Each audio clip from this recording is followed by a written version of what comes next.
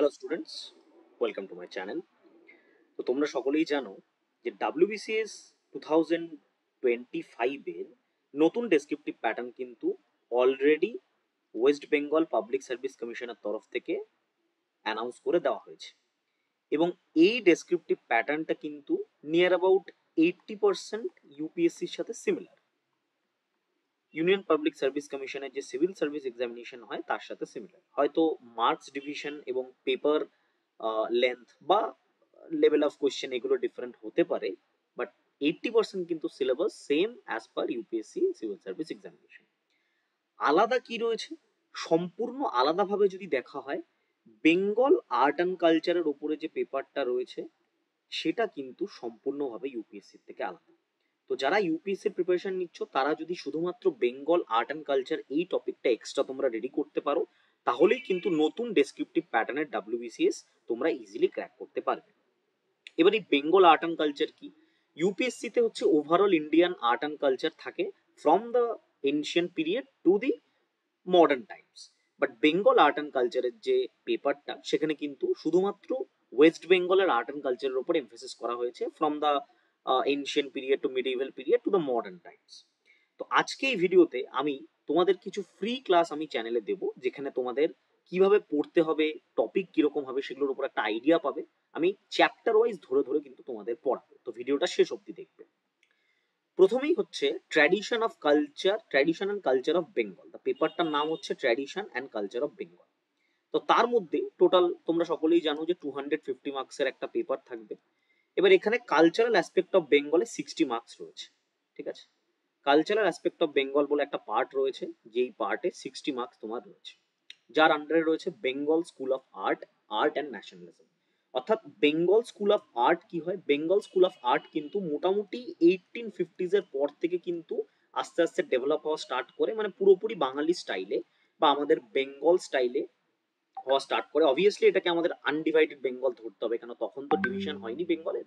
এবং তার সাথে সাথে কিন্তু একটা জিনিস দেখবে যে হুতুম প্যাচার নকশা কালীপ্রসন্ন রায়ের যেটা লেখা রয়েছে, এরপর থেকে কিন্তু বাংলা ভাষা আস্তে আস্তে আমাদের সাধু চলিত এই ভাষাগুলোর কিন্তু সাধু ভাষা থেকে আস্তে আস্তে চলিত ভাষায় কিন্তু রূপান্তরিত হতে থাকে। অর্থাৎ এখনের যে আমাদের কথ্য ভাষা রয়েছে বাংলা, সেটা কিন্তু আস্তে আস্তে রূপ পেতে থাকে। তো সেম ভাবে আমাদের বেঙ্গলের যে বাংলার যে চিত্রকলা রয়েছে বা চিত্র পরিচয়ন রয়েছে, সেটা কিন্তু আস্তে আস্তে ওই টাইম থেকে উদ্ভূত হতে থাকে। এবং সেটাই কিন্তু পরবর্তীকালে যখন ন্যাশনালিজম স্টার্ট হয়, অর্থাৎ আমরা সকলেই জানি যে 1885 ইন্ডিয়ান ন্যাশনাল কংগ্রেস স্ট্যাবলিশ হওয়ার পর থেকে কিন্তু এই ন্যাশনালিজমের যে সেন্সটা সেটা গ্রো করে। অর্থাৎ স্বাধীনতা বোধ বা স্বাধীনতা কামী যারা যে সম্প্রদায় ছিল, যারা স্বাধীনতা চাইতো, এই যে ন্যাশনালিজম বা দেশভক্তি এই যে কনসেপ্টটা, এটা কিন্তু 1885 আইএনসি হওয়ার পর থেকে আস্তে আস্তে বেশি মাত্রায় গ্রো করে। যদি এটার গ্রোয়িং স্টেজ ধরতে হয় তাহলে অবশ্যই 1857 সিপাহী বিদ্রোহ ধরতে হবে, একটা লার্জ স্কেলে একমাত্র এটা থেকেই কিন্তু স্টার্ট হয়েছিল। ঠিক আছে, তো এই আর্ট অ্যান্ড কালচার এবং আর্ট অ্যান্ড ন্যাশনালিজমের মধ্যে কি কি টপিক আছে, কি কি বিষয়বস্তু রয়েছে, সেটা আমি তোমাদের একটু এলাবোরেটলি বলে দিচ্ছি। প্রথমে দেখো, Bengal school of art, art and nationalism, এটা হচ্ছে টপিক। এবার এই টপিকের মধ্যে কতগুলো জিনিস রয়েছে। প্রথমে হচ্ছে কনটেক্সট, মানে কি পরিপ্রেক্ষিতে তোমাকে এটা পড়তে হবে। Reaction to the western academic art led by Abanindranath Tagore and revival of the Indian traditional art. পরিপ্রেক্ষিত হচ্ছে পাশ্চাত্য এবং প্রাচ্য। প্রাচ্য এবং পাশ্চাত্য আমরা দুটো জানি। পাশ্চাত্য মানে কি? পাশ্চাত্য মানে হচ্ছে, প্রাচ্য মানে হচ্ছে ভারতবর্ষের ইস্টের দিকে যেটা, পাশ্চাত্য মানে হচ্ছে ভারতবর্ষের ওয়েস্টের দিকে যেটা। তো এই প্রাচ্য এবং পাশ্চাত্য দুটোরই যে চিত্রকলা রয়েছে বা ফাইন আর্টস রয়েছে, তাদের সাথে আহ, আমাদের বেঙ্গল বা বাঙালির যে চিত্রকলা রয়েছে সেটাকে একই প্যারালাল ওয়েতে উন্নতি করার জন্য কিন্তু এই জিনিসটা স্টার্ট হয়েছিল। এবং এটার একটা অন্যতম পুরোধা বলতে পারো অবনীন্দ্রনাথ ট্যাগর, সেই জোড়াসাঁকোর ঠাকুর পরিবারের অবনীন্দ্রনাথ ট্যাগর। উদ্দেশ্য ছিল revival of the Indian traditional art. কি ফিচার্স গুলো কি কি? এটা ফিচার্স এর মধ্যে আমরা যেটা দেখতে পাবো, inspired by Ajanta, Mughal and Rajput art. সবকটাই কিন্তু অজন্তা, আমরা সকলেই জানি যে 8 শতাব্দী থেকে 12 শতাব্দীর মধ্যে কিন্তু অজন্তা চিত্রকলা এগুলো আঁকা হয়েছিল, এবং পরবর্তীকালে মুঘল আর্ট এবং রাজপুত আর্ট যেটা, এদের থেকে কিন্তু আমরা ইন্সপিরেশন নিয়েছিলাম। স্পিরিচুয়াল সিম্বলিক থিমস, তোমরা এর মধ্যে অবশ্যই যেটা পাবে স্পিরিচুয়াল জিনিস, যেরকম তোমরা যদি কালীঘাটের পটচিত্র দেখো, একটা সম্প্রদায় বা একটা ধারা হচ্ছে কালীঘাটের পটচিত্র, এবং এই যে পটচিত্রটা, এই পটচিত্র কিন্তু আমাদের পশ্চিমবাংলার বিভিন্ন গ্রামগঞ্জে বা গ্রাম বাংলার বুকে কিন্তু এক একটা জায়গায় আলাদা আলাদা ভাবে এটা কিন্তু ডেভেলপ হয়েছিল। যেরকম তোমরা হয়তো পশ্চিম মেদিনীপুরের পিংলা বলে একটা ছোট্ট গ্রাম রয়েছে, বাড়িচক স্টেশন থেকে নেমে যেতে হয়, ডেবরা পিংলা, সেই পিংলা গ্রামে কিন্তু আলাদা একটা আর্ট বা পটচিত্রের সন্ধান তোমরা পাবে, যেটা কিন্তু নিজেদের মতো করে তারা এখনো ধরে রেখেছে সেই ট্র্যাডিশনটাকে। তো এরকম স্পিরিচুয়াল সিম্বলিক বা কালীঘাটের যে পটচিত্র আছে, হয়তো এটা মানে কালীঘাটে গেলে তুমি পটচিত্র পাবে, বাট অথেন্টিক পটচিত্র তুমি কালীঘাটে এখন পাবে না, কারণ জিনিসটা ডাইলিউট হয়ে গেছে ডিউ টু দ্য আরবানাইজেশন। ঠিক আছে। ইন্ডিজিনিয়াস ম্যাটেরিয়াল অ্যান্ড টেকনিক্স, আমরা কিন্তু সম্পূর্ণভাবে ইন্ডিজিনিয়াস ম্যাটেরিয়াল অ্যান্ড টেকনিকের ওপর বেস করে কিন্তু এগুলো মানে করার চেষ্টা করেছিলাম। ওই টাইমে যেসব শিল্পীরা ছিলেন তারা কিন্তু এই জিনিসগুলো করার চেষ্টা করেছিলেন। ঠিক আছে, এই জায়গাটা তোমাদের বুঝতে হবে।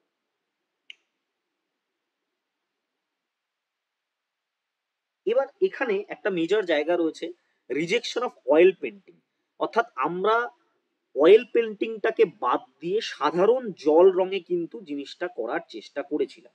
ঠিক আছে, যেরকম কালীঘাটের পটচিত্র যদি আমরা ধরি, এটার ক্যারেক্টারিস্টিক্স ছিল হচ্ছে ব্রাইট কালার, অর্থাৎ খুব উজ্জ্বল সুন্দর দেখতে। আমি তোমাদের একটা এক্সাম্পল দেব, বোল্ড আউটলাইন, আউটলাইন গুলো সুন্দর ভাবে প্রস্ফুটিত, এবং ডিস্টিংটিভ স্টাইল, অর্থাৎ এটা কিন্তু অন্যান্য পটচিত্র বা কালচারাল আর্ট থেকে অনেকটাই আলাদা।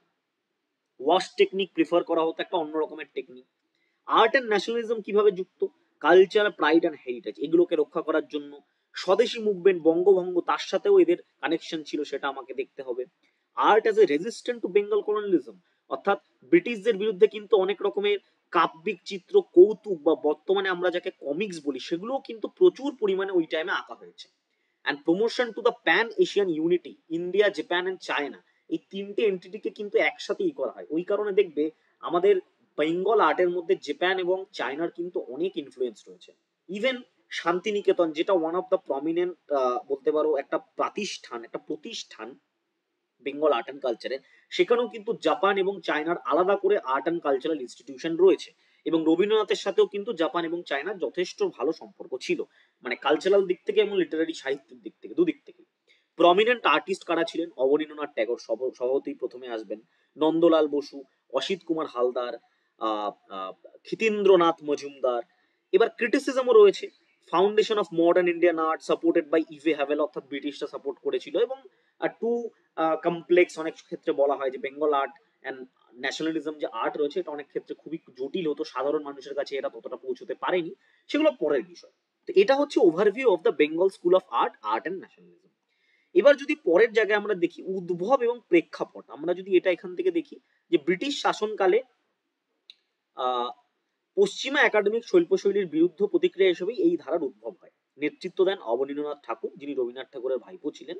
ভারতীয় ঐতিহ্যবাহী চিত্রশৈলীর পুনর্জাগরণের প্রচেষ্টা ছিল এটি, পুনর্জাগরণ করা। যেরকম দয়ানন্দ সরস্বতী কি করেছিলেন, আর্য সমাজ কে তৈরি করে তিনি ব্যাক টু বেদাস বলেছিলেন, যে আমাদের পুরনো যে বৈদিক সিস্টেম রয়েছে সেটাকে উনি পুনর্জাগরণ করার চেষ্টা করেছিলেন। সেম ভাবে কিন্তু বেঙ্গল স্কুল অফ আর্টও কিন্তু আমাদের ইন্ডিয়ান বা আমাদের কালচারাল যে চিত্রশৈলী ছিল সেটা পুনর্জাগরণের চেষ্টা করেছিল। পাশ্চাত্য রীতিনীতির পরিবর্তে ভারতীয় ঐতিহ্য ও দর্শনের উপর ভিত্তি করে শিল্প সৃষ্টি করা হয়েছিল। মূল বৈশিষ্ট্য কি ছিল, এরকম কালীঘাটের পটচিত্র একটা সুন্দর উদাহরণ। তুমি আউটলাইন গুলো দেখো কতটা বোল্ড, এবং কালারের যে কন্ট্রাস্ট, অর্থাৎ একটা ডার্ক ব্যাকগ্রাউন্ডের মধ্যে কিন্তু একটা লাইট এবং একটু হালকা ডার্ক কিন্তু জিনিস দিয়ে এগুলো করা হয়েছে। প্রাচীন অজন্তা গুহাচিত্র, মুঘল মিনিয়েচার এবং রাজপুত চিত্রকলা থেকে অনুপ্রাণিত। চিত্রগুলিতে আধ্যাত্মিক এবং প্রতীকবাদের প্রাধান্য ছিল। পাশ্চাত্য তেল রং চিত্রের পরিবর্তে ব্যবহৃত হয় Indian wash technique. Wash technique মানে আমাদের নিজস্ব যে রং ছিল সেগুলো থেকে একটা নির্দিষ্ট টেকনিক, আমি তোমাদের নিশ্চয়ই আস্তে আস্তে জিনিসগুলো সব বোঝাবো। দেশজ উপকরণ ও কৌশল ব্যবহার হতো, জল রং, সুরেখ রেখা প্রয়োগ এবং নরম রঙের ব্যবহার। রিয়েলিজম বা বাস্তবধর্মী চিত্রকলার বিরোধিতা করা হতো। আধ্যাত্মিকতাবাদ, এই জিনিসগুলো কিন্তু এখানে বেশি পরিলক্ষিত হয়েছিল। প্রশ্ন, তোমাদের জন্য আমি একটা প্রশ্ন দিলাম, বেঙ্গল স্কুল অফ আর্ট কিভাবে জাতীয়তাবাদী আন্দোলনের সঙ্গে যুক্ত ছিল, এই ধারার উদ্ভব, বৈশিষ্ট্য, প্রধান শিল্পী এবং প্রভাব ও সমালোচনা আলোচনা করো। How was the Bengal school of art link to the nationalist movement, discuss its origin, feature, key artist and its impact and criticism. আমি তোমাদের এটা 15 মার্কসের একটা কোয়েশ্চেন দিলাম, এই কোয়েশ্চেনটা তোমরা লিখবে। লিখে কি করবে, অবশ্যই লিখবে নিজেরা একটা A4 শিটে লিখবে উইদিন 200 ওয়ার্ডস এর মধ্যে, এবং লিখে তোমরা যারা লিখতে চাও বা যারা লিখতে মনে করছো লিখবে, লেখার পরে তারা অ্যান্সারটা কিন্তু এই নাম্বারে, আমাদের অফিসিয়াল হোয়াটসঅ্যাপ নাম্বার, আমার অফিসিয়াল হোয়াটসঅ্যাপ নাম্বার, এই নাম্বারে কিন্তু তোমরা হোয়াটসঅ্যাপ করবে, ঠিক আছে?